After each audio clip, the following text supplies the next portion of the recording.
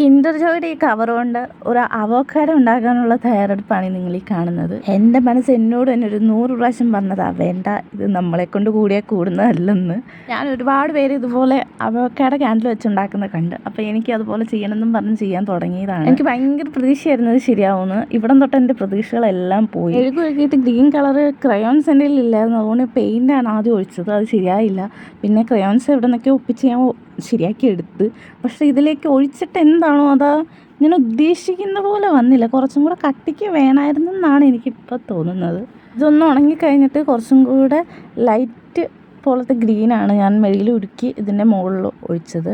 ഇത് ഞാൻ ഇത്തിരിയാണ് ഒഴിച്ചത്. അത് കഴിഞ്ഞ് സീഡിന് വേണ്ടി ഞാൻ മെഴുകുരുക്കിയിട്ട് അതിൽ യെല്ലോ കളറാണ് ആഡ് ചെയ്തത്. അത് ഉണങ്ങുന്ന വരെ ഇതുപോലെ ഇട്ട് കാണിച്ച് കൈയൊക്കെ പൊള്ളിച്ച് ഒരു വിധത്തിൽ ഒരു റൗണ്ട് ഷേപ്പിൽ ഞാൻ ഉരുട്ടി എടുത്തിട്ടുണ്ട്. ഇത് നടുക്ക് വെച്ചിട്ടാണ് ബാക്കി മെഴുകും കൂടെ ഒഴിച്ചു കൊടുത്തത്. പക്ഷേ ഇത് വെച്ചപ്പോൾ ഒരു വശത്തേട്ട് ചെരിഞ്ഞു പോയി.